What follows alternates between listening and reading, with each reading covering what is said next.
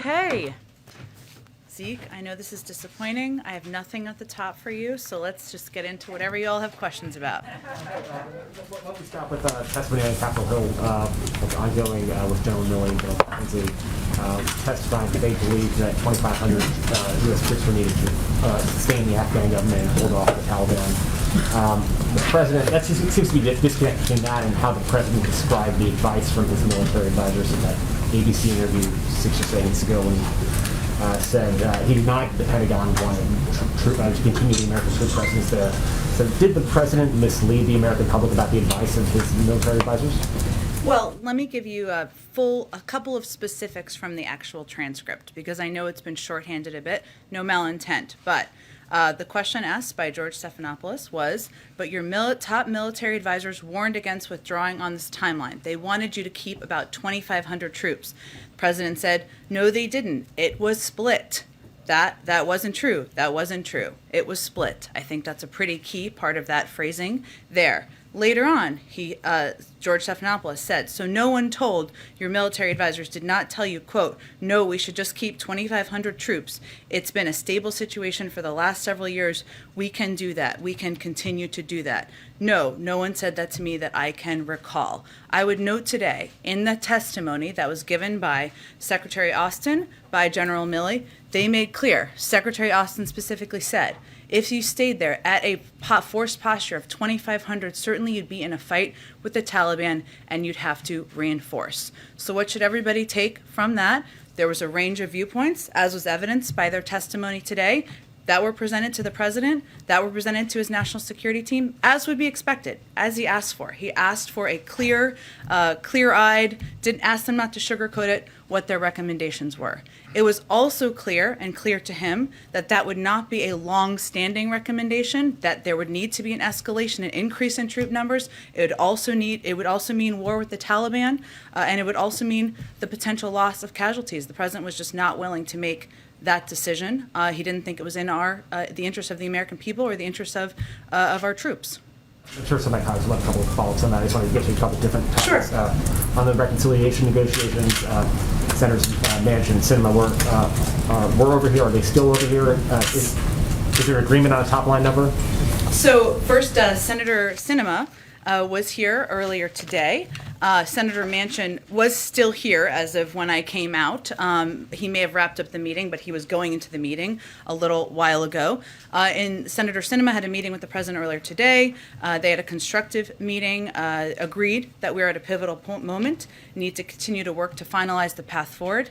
He asked his team to follow up later this afternoon with her directly to continue the conversation and continue the discussions. I will leave it to them to convey where they are comfortable in terms of top-line numbers, but the president felt it was constructive, felt they moved the ball forward, felt there's an agreement that we're at a pivotal moment. It's important to continue to finalize the path forward to get the job done for the American people. I agree on a pivotal moment, but is there an agreement on the number?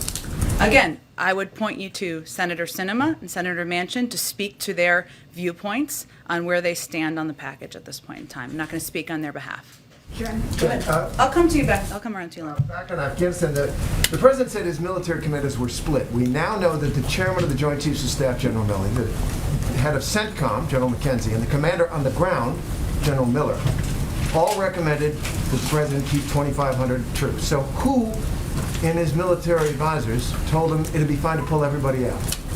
I'm not going to get in specific details of who recommended what, but I would reiterate a little bit of what I conveyed before, which is that there were recommendations made by a range of his advisors, something he welcomed, something he asked them to come to him clear-eyed about, to give him candid advice.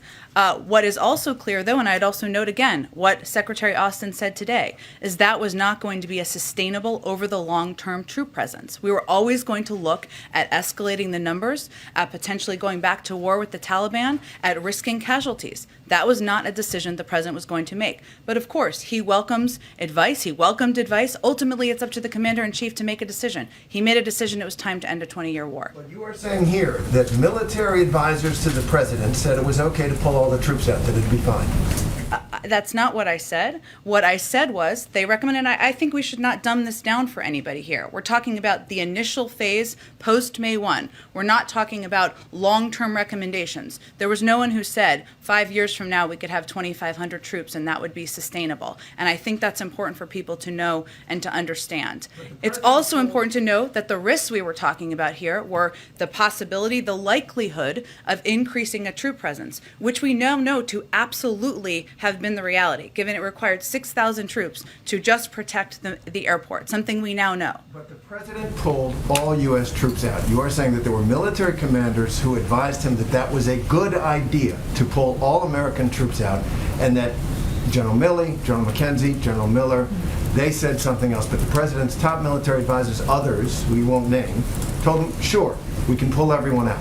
That's not how these conversations go. It's a risk assessment for every president about what is in the interest of the United States of America, our military, and our national interests. And if we had kept 2,500 troops there, we would have increased the number of troops, we would have been at war with the Taliban, we would have had more U.S. casualties. That was a reality everybody was clear-eyed about. There are some, as is evidenced by people testifying today, who felt we should have still done that. That is not the decision the president made. It's up to the commander-in-chief to make those decisions. Go ahead. Jen, thanks. It might be helpful if you could just tell us, what do you mean by split? What were they split between? What's confusing about that? Well, it's either one, they were advising that 2,500 troops should remain on the ground, or two, that someone was advising that it should be zero. Well, again, Weijia, I think it's important for the American people to know that these conversations don't happen in black and white or like you're in the middle of a movie. These conversations are about a range of options, about what the risk assessments are about every decision. And of course, there are individuals who come forward with a range of recommendations on what the right path forward looks like. I'm not going to detail those from here. They're private conversations and advice to the President of the United States. Ultimately, regardless of the advice, it's his decision. He's the commander-in-chief. He's the president. He makes decisions about what's in the national interest. And he believed we should end the war. More broadly, who does he consider to be his top military advisors? He considers, of course, the Secretary of Defense, the chairman of the Joint Chiefs. He considers a range of advice from his national security team, his Secretary of State, his national security advisor, and others who can give him, he asks for candid advice from. Today, General Milley also testified that he spoke with several authors for their books about the former president. Does President Biden think that's appropriate?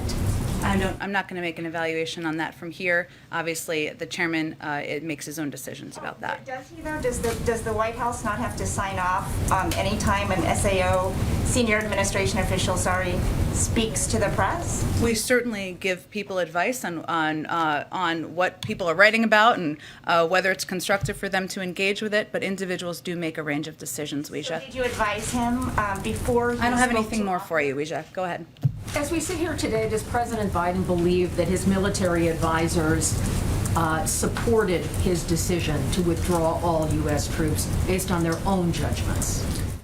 Well, Kelly, I think what you heard them say during their testimony is that about certain stages, they gave a variety of advice, which is accurate and something the president, of course, welcomes. He ultimately had to make the decision as the commander-in-chief about what is in our national interests. You also heard Secretary Austin make clear about the commitment of delivering on what the president had decided, and the fact that if we had left troops in there past September 1st, we would have been at war with the Taliban. So I think what's important for people to take away from the testimony today is that it reiterated and confirms a lot of what we've been talking about over the past couple of months about what the risks were of keeping troops on the ground, what the Taliban's intentions were, what the impact was of the deal that was struck by the prior administration directly with the Taliban that released 5,000 Taliban fighters into Afghanistan without the engagement of the Afghan government. Those are all the repercussions and the impact. And yes, they gave their advice as they should, and then they implemented the president's decision. So knowing that the president gets to make this decision, knowing he may have to make further decisions going down the line. So not looking at the history, but I think the public wants to know if the generals and military advisors give advice, how will the president use and process that, and how will he talk about it publicly? That matters to the public. Did the president convey accurately what these generals were saying to him? He conveyed in the interview? In what aspect? Well, in the interview and then going forward, can they understand how the president will use that kind of information when we see there's a conflict between what the generals were saying and the president's public statements with respect to Afghanistan? Well, the president made clear that the advice was split. He didn't outline what every individual conveyed to him in private advice, as I don't think anyone in the American public would expect. Obviously, they're testifying before Congress today. They're answering questions accurately. They're providing more detail on their advice, as they should. That's how that process works, and as they should. I think what the American people should know is the president is always going to welcome a range of advice. He asks for candor. He asks for directness. And in any scenario, he's not looking for a bunch of yes men and women. And what that means is that ultimately, he's going to have to make the decision about what's in the best interest of the United States. If there's conflicting advice given, by necessity, some people's advice will not be taken. Go ahead. So what is the White House's reaction to some other aspects of General Milley's testimony? He said, among other things, that it was a mistake for two successive American presidents to have a date-based or date-certain withdrawal, that it ought to be conditions-based. He also indicated in his testimony that the idea of the U.S. credibility would be damaged would be a word that should be looked at. What's the White House's response to those aspects of his testimony today? Well, first I would say that Secretary Austin spoke directly about our credibility in the world during the same testimony, and he said our credibility remains solid and people place great trust and confidence in America. And what we also look at is the fact that the NATO Secretary General has affirmed that our allies were consulted on the president's decisions. We communicated to the Afghans and to our allies. And since the time of the withdrawal, we worked to get 100 countries together to unite in an effort to make clear that the international community's expectations, what they are, of the Taliban-led government. That shows the United States still has power, still has trust, still has partnerships in the world, even as it relates to Afghanistan. What was the first part of your question? So General Milley specifically said that he believed it was a mistake for there to be date-certain withdrawals versus conditions-based. He said that was a lesson he learned. Does the president agree with that? Does this White House acknowledge that it was a mistake? And is there any, not to say second-guessing, but is there any thought that perhaps a mistake was made? In which piece? When did we set a deadline for withdrawal? You're talking about September 1st? The general said that the two successive American presidents made the mistake of setting dates. So this president had first September 11th, and then he adjusted to August 31st. General Milley indicated that was a mistake. Well, to be clear, we had a May 1st timeline with no plan. We had a deadline and no plan for withdrawal that we walked into when the president was inaugurated and took office. The September 1st timeline was based on the recommendations of the military and on the timeline needed to operationally, effectively, and safely withdraw our troops once the president made the decision to withdraw our troops. So it's not the same thing. I do want to ask you one more question. General Milley also said that he wasn't asked about whether to keep troops on the ground until August 25th. Is that true? Say that one more time. Well, General Milley said he wasn't asked by the president whether to keep troops on the ground until August 25th. Past September 1st? Past September 1st? I suppose that was the question, but can you confirm? Well, the context of that's pretty important, isn't it? Sure. So what more context can you add? Well, I'm saying that because when you say August 25th, people would infer that to mean that he wasn't asked for his point of view on what our approach should be until then. That's not accurate. There were ongoing daily discussions in the Situation Room where the president asked for advice, for viewpoints from the military, from his national security team about how we should proceed as it related to August 31st. That's no secret. We made that clear, certainly at the time. I'd also note that during the testimony, General Milley also made clear that we would have gone to the war with the Taliban had we not withdrawn before by September 1st. That was also advice he gave privately. Go ahead. Thank you, Jen. A quick question on energy prices. Oil prices have reached $80 a barrel, first time in 3 years. There is an energy crisis underway. China, UK, Europe. We understand from the White House that you are monitoring the situation, but what in the near term is the White House doing to ease pressure on the market? Are there any conversations that you are having with OPEC or you're planning to have with OPEC that you can tell us a little bit more about? And we also know that Jake Sullivan is in Saudi. He's planning to meet with MBS, although that is about Yemen. Does he plan to bring this up during that meeting? Well, we continue to speak to international partners, including OPEC, on the importance of competitive markets and setting prices and doing more to support the recovery. We're obviously monitoring, as you've already alluded to, and I would note that last month our NEC Director, Brian Deist, also sent a letter to FTC Chair Lena Khan asking the FTC to use all of its available tools to monitor U.S. gasoline market and address any illegal conduct that might be contributing to price increases. The FTC responded, committing to take specific actions to identify, deter, and investigate. I'd also note that Jake Sullivan also put out a statement at the time, which you referred to. The engagements he has in the Middle East and with the Saudis, that specifically the meetings with the Saudis, are really focused on Yemen. Our envoy is participating and a part of those conversations. That's really the focus. So I don't have a further readout beyond that at this point about how the conversations have gone. Obviously, our national security advisor has been deeply engaged, but that's not the focus or the purpose of his trip. And specifically in terms of sort of regulatory action from the FTC, that is obviously going to take some time, but the pressure on the market is building up right now. I mean, are there perhaps any, again, conversations on, reaching out to the emergency stockpile to, ease some pressure on the market? Is there anything being done in the near term? I don't have anything in the near term to preview for you. Obviously, that's up to the FTC in terms of their timeline, but I would assure you we're not only engaged with OPEC, we're looking at every means we have to lower gas prices, but I don't have, or address the cost of oil, I should say, but I don't have anything else to preview for you. And a question quickly on Senator Warren's comment on the Fed chair. She said she will not support his reappointment. She said he's a dangerous man who's harmed the country's banking industry. Does the White House have a comment on that, and where is the president with his decision on reappointing a Fed chair? I understand the interest. I don't have anything on personnel announcements to make, and nothing further on Senator Warren's comments. Go ahead. One Milley question and a couple on the agenda. Sure. General Milley was asked if he echoed the president's term using extraordinary success for what transpired in August, and Milley said it was a logistical success but a strategic failure. I think those are two different things. Is that kind of an accurate assessment in your guys' view of what transpired in August? Well, he later made clear and clarified that he was referring to the 20-year war as a strategic failure. And of course, the president agrees we were there for far too long. We should have withdrawn sooner, and that it was a war that was long overdue to come to an end. A couple on the domestic agenda. I understand what you're saying about asking Senators Sinema and Manchin, but a lot of Democrats on the Hill want the president to press for that top line. I think that's crucial to the Thursday vote. Was that his intent today? Because that seemed to be the view on the Hill of what he was trying to do with these meetings today.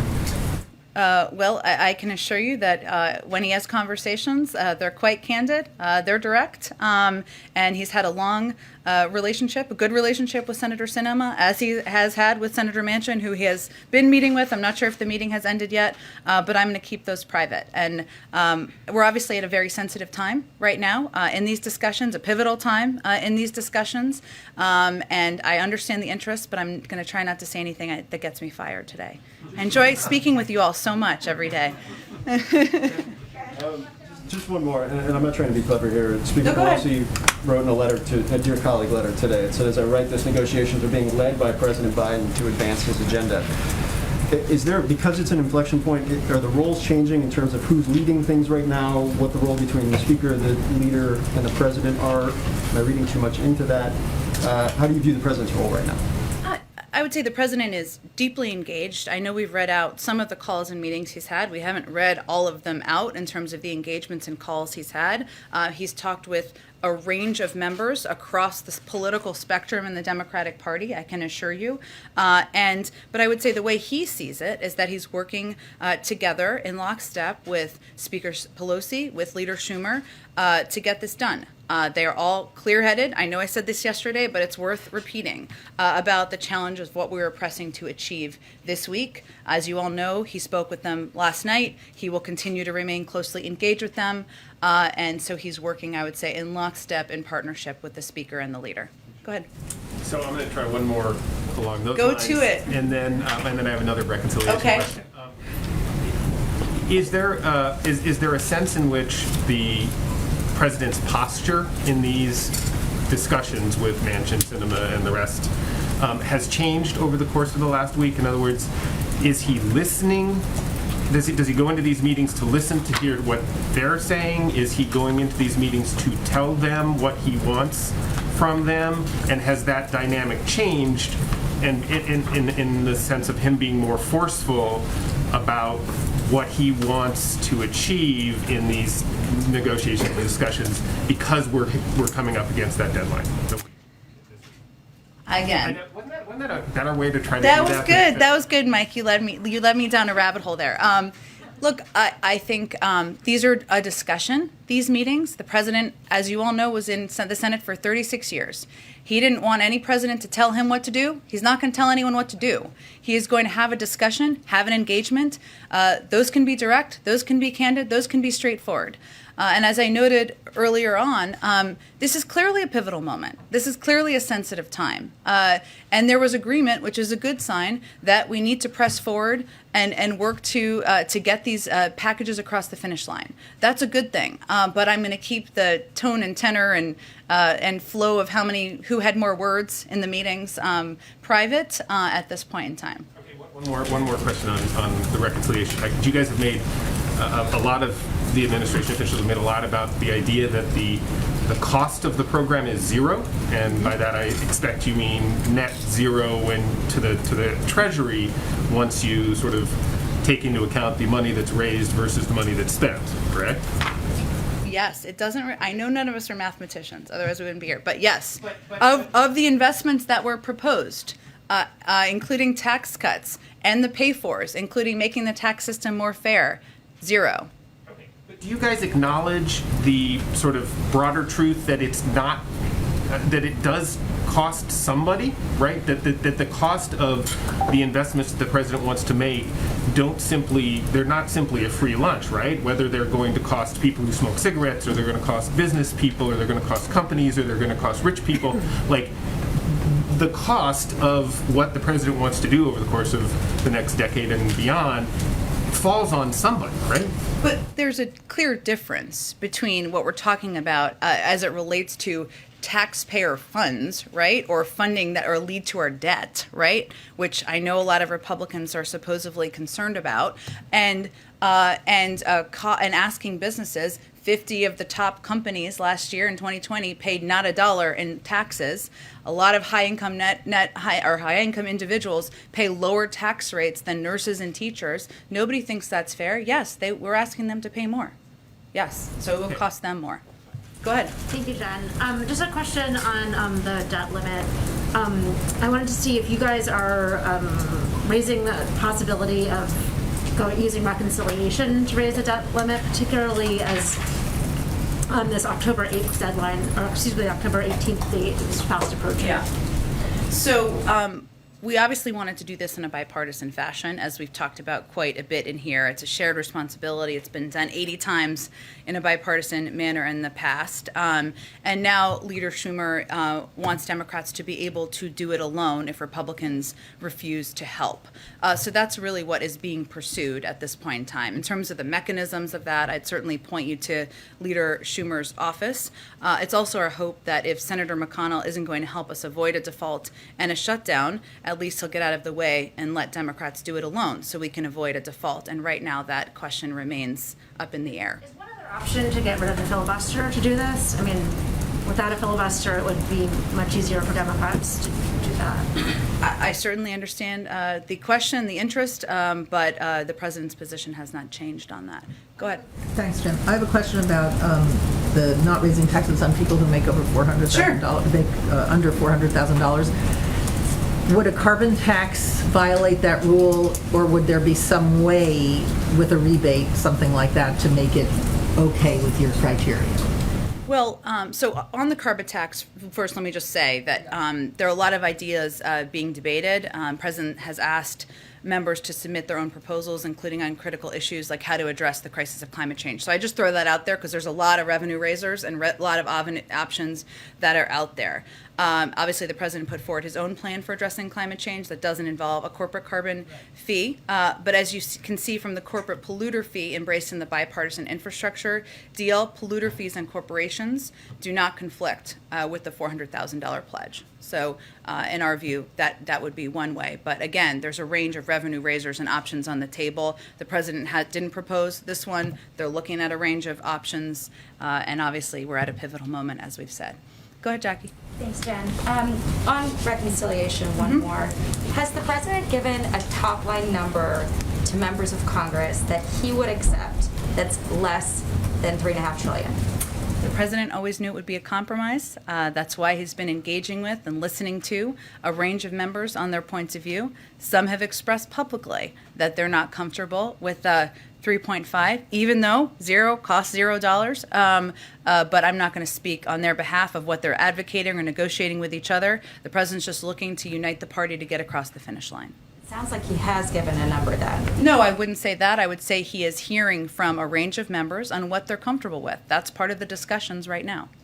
And then President Obama said on ABC about the border. President Obama or President Biden? President Obama. Okay. On ABC said immigration is tough. This was an interview that aired on Good Morning America. Got it. Yes.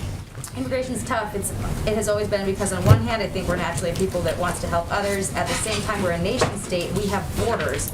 The idea that we can just have open borders is something that, as a practical matter, is unsustainable.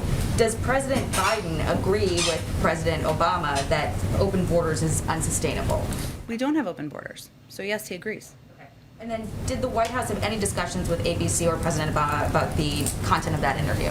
Not that I'm aware of. Obviously, the current president, the former president are friends and they engage on a regular basis, but I'm not aware of any conversations about And it. then I wanted to ask about Secretary Mayorkas yesterday. He said that the administration is continuing to message to the diaspora community that migrants should not take the journey, but he also said in the same sentence that the now 13,000 who've been released into the U.S. Is an appropriate figure and a function of our operational capacity. How should migrants hear both of those messages at the same time and not think that they should come and expect the same treatment? Well, by the same treatment, the 13,000 or 12,000 individuals we're talking about here are put into immigration proceedings, right? When they're put into immigration proceedings, it does not mean they get to stay in the United States.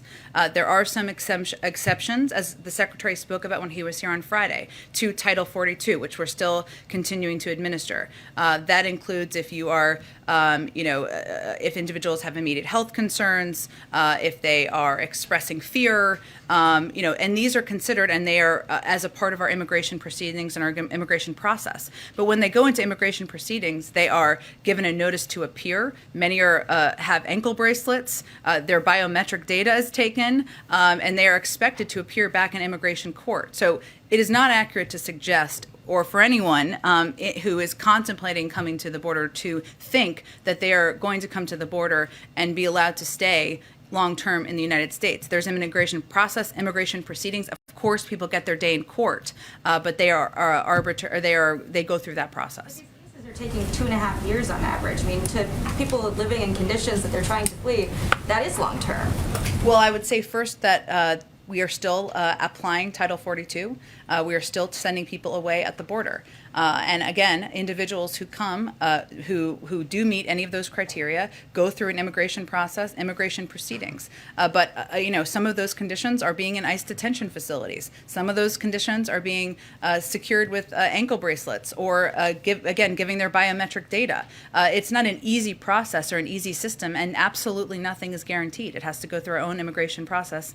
But again, our system is broken, needs to be fixed. That's what we'd love to work with Republicans on. Is the administration doing anything to prepare for this second group that we're now expecting on the southern border within the next month or so? There have been reports that the numbers could be between 15,000 and 20,000 more migrants. We're continuing to apply Title 42 at the border. We are continuing to convey through a range of means, communicating directly with people through paid media and otherwise. This is not the time to come. I would note that while there are a number of people who are in the immigration proceedings process, there are also thousands of people who went back across the border when they realized they could not stay here and could not stay in the camp and would not be able to stay in the United States.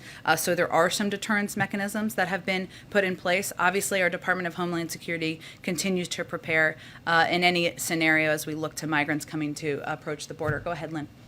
Actually, Obama gave that interview in connection with his being in Chicago today for the ceremonial groundbreaking of his presidential son, which goes back to your origin story that lands you here. My question is about President Biden in Chicago tomorrow. Sure. I need some details, which you haven't given out, what you want to do for the business vaccination event that you want to do. A source says to me you're going to also go to suburban Chicago. I need some more information on that. And since you have so many options and where to go around the nation to promote your policies, why in specifics did you pick Chicago? And you know I don't want a general answer. Okay, Lynn, always a pleasure to see you. Lynn, so we will get you absolutely all the details on the business in intricate detail, and everyone here who wants that detail, we will give it to them as well. He is going to Chicago because he wants to lift up and communicate, not to the people of Chicago, but the people of the country about the effectiveness of vaccine mandates, how they can work for businesses, how they can make workplaces safer, and how they can be constructive to our economy. This is a place where we've identified some options to do exactly that, so that's why he's headed to Chicago tomorrow. But that doesn't tell me why he picked Chicago. There are other places that could maybe do that.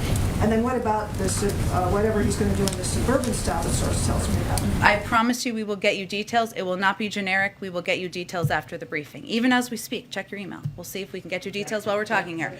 Go ahead, Sabrina. Thank you. Does the White House support Speaker Pelosi's decision to hold a vote on infrastructure without also doing reconciliation in tandem? Well, let me be clear.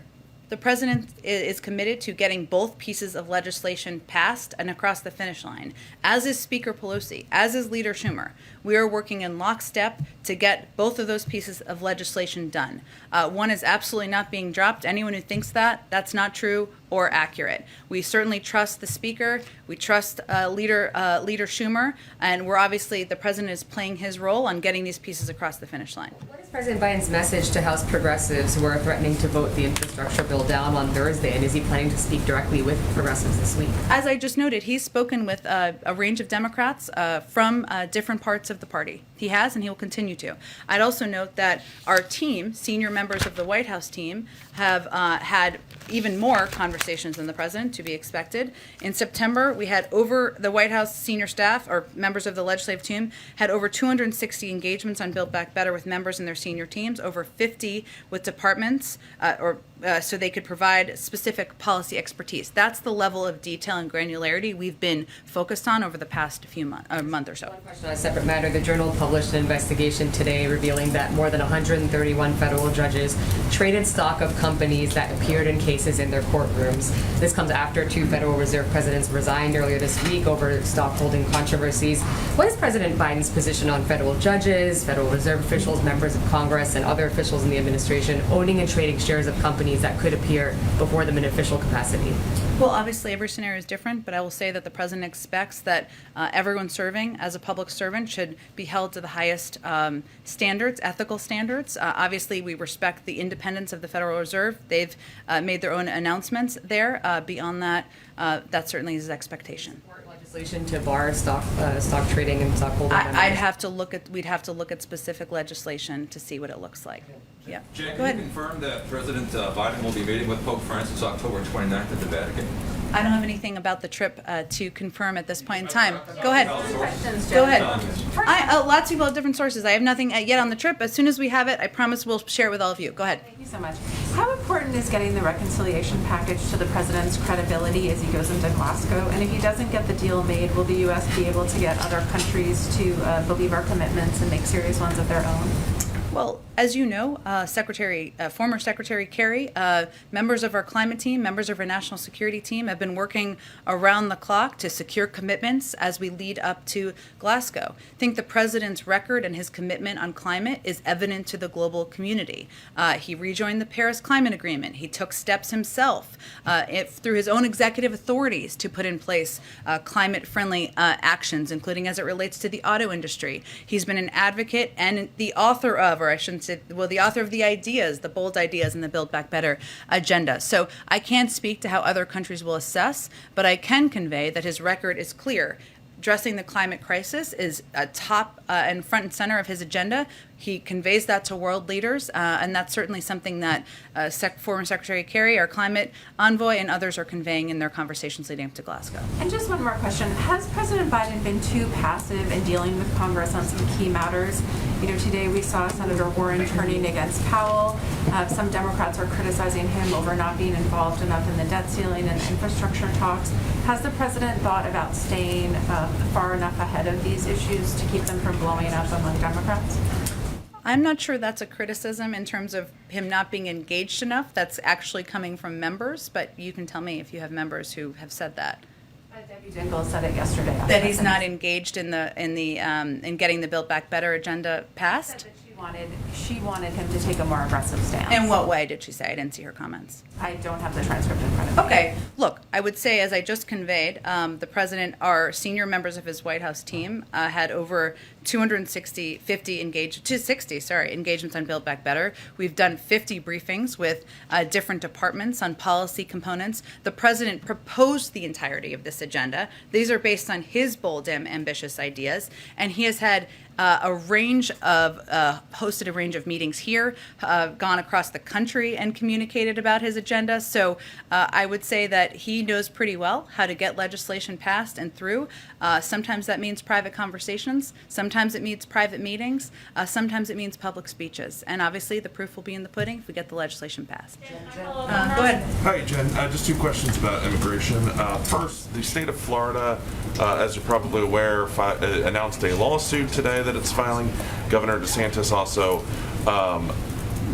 issued an executive order in which he tells Florida agencies that they shouldn't be, quote, aiding or abetting the federal government when it comes to what they're saying is a violation of U.S. immigration policy. Does the White House have a response to that lawsuit? I haven't seen details of the lawsuit. It's about immigration, it sounds like. They're saying that the rules at the border aren't being enforced, that the administration is. I haven't seen details of the lawsuit. What I will say is that any Republican or any member who wants to have a constructive conversation about solutions to addressing what we all agree is not a long-term, sustainable, operational, or moral approach to immigration, we're happy to have that conversation. And then on a related point, Secretary Blinken met with the Dominican foreign minister today. Obviously, DR officials have been talking about their concerns about the international community needing to play a more active role in stabilizing Haiti. Does Secretary Blinken agree that there needs to be more international cooperation? I think the State Department is going to have the best readout of that meeting and more details than I would have. Simon, go ahead. Thank you. I have a couple of questions on Ethiopia and then Zambia and Afghanistan. On Ethiopia, it's been 11 days since the president authorized sanctions to be used against those undermining peace in Ethiopia. And nothing seems to have changed until now. Does the president have a deadline? Does he expect anything to happen for the sanction to go into effect? So for people who are not following this as closely, because we haven't talked about this a lot in here, so on September 17th, President Biden signed an executive order establishing a new sanctions regime to help push for a resolution of the ongoing crisis in northern Ethiopia. We're continuing to urge from our diplomats and certainly members of our team on the ground or nearby to urging the parties to end ongoing hostilities, take steps to initiate discussions to achieve a negotiated ceasefire and grant unimpeded humanitarian access access. The United Nations Secretary General, African Union leaders, and a growing number of international actors have made clear there is no military solution. Unless the parties to the conflict make clear changes, the administration is prepared to take aggressive action under this executive order to impose targeted sanctions. So the sanctions authority, the executive order gives sanctions authority. This would be imposing targeted sanctions would be the next step here. It gives us the authority to do exactly that. I would also note that we are continuing to provide substantial humanitarian assistance to Ethiopia, totaling over $1 billion this year alone, and we'll continue to support the people of Ethiopia with assistance throughout the country. And certainly this issue deserves continued attention. Last week, the White House was hosted for the first time two African presidents, the president of Ghana, President Akufo-Addo, and the president of Zambia. Was anything achieved during those, those meetings, and why were they not received by the president himself, since he received the prime minister of India, Japan, and Australia? Why were they not received in the same way? Why were they not received by the president himself? They were received by the vice president. Oh, sure. Look, first of all, I would say that the president is absolutely committed to our relationships with Africa and calling out issues where we have concern, but also looking for places we can work together. Having the Vice President of the United States have these high-level meetings shows the commitment of the Biden-Harris administration to these relationships and to having open and constructive dialogues. And hopefully the leaders who were here will take it as exactly that. I just have to jump. I'm sorry, and I just got to jump around because I got to get some more people. Karen, go ahead. Thanks, Karen. According to the Labor Department, the child care industry is down more than 125,000 workers nationwide, which is more than a 10% drop since before the pandemic. When the president is having these conversations with lawmakers right now about the reconciliation bill, how much of a priority is it for him to ensure that funding for child care workers is included in that final bill? Well, clearly it was a part of his initial proposal, so that tells you that it's a priority. And certainly he recognizes the role that childcare workers, many of whom also have challenges that are preventing them from being in the workforce. Maybe it's their own childcare needs. Maybe it's elder care that they are affording and paying for. And there are a range of impacts that all of these components have on the reduction of childcare workers, I would say. Also fear of COVID and fear of not being safe in workplaces. So I'm not going to prioritize from here as the bill, as discussions are ongoing, but certainly it was a priority to the president given it was his initial proposal. And there are many advocates on Capitol Hill and in the American public for this as well. In terms of impact, as you just said, just since June, there's been more than 10,000 childcare workers who've left the industry, and many are taking jobs that have higher increasing wages. How quickly could the Build Back Better agenda have an impact? How quickly could funding potentially reverse this trend we're seeing? It's a great question, Karen. I can check with our Labor Department and see if there's more specifics on projections. I would say that this is a 10-year plan. It's meant to address challenges over the long term, certainly something that would be implemented as soon as it's passed into law. But in terms of the projections of the immediacy of the impact, I'd have to check with our economists in the Labor Department. George, go ahead. It's hard to find a good precedent for this morning's hearings. Given the importance of civilian control of the military, are you at all uncomfortable with the generals testifying so openly and candidly about their advice to the president or disagreements with the president? We aren't. We feel this is a part of democracy. The president values the candid advice of the secretary, of the Joint Chiefs, and of his military advisors, as well as members of his national security team. It doesn't mean he agrees always with every component and every element of his advice, but he welcomes the candor, he welcomes the debate, and that's the kind of president that he will continue to be. Go ahead. Yeah, I wanted to follow up actually on this question. Lieutenant Colonel Stewart Scheller, a Marine officer who questioned the withdrawal and questioned essentially the commander-in-chief, has been put in jail. Does President Biden believe that that is appropriate, given that President Biden called Lieutenant Colonel Alexander Vindman a hero for speaking out against his commander-in-chief? He even testified on Capitol Hill while in uniform. So how is this different, especially since you just said the president welcomes the candor and the advice of his military advisors?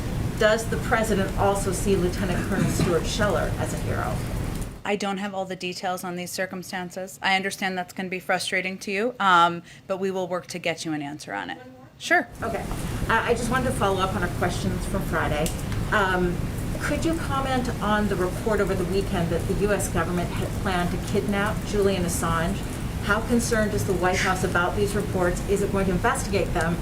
And Edward Snowden tweeted about this, saying, maybe after the story that the government literally plotted to murder Assange, this White House will finally stop stonewalling the press pool over the dubious charges against Assange, the single biggest press freedom case in the United States.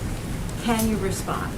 I would say I would point you to the Department of Justice about espionage charges, and I would point you to the CIA about the other report you asked about. Go ahead. With respect to press freedom? I think I spoke to that on Friday. Go ahead. Thank you, Jen. The president has not shied away from the historical implications of leaving Afghanistan.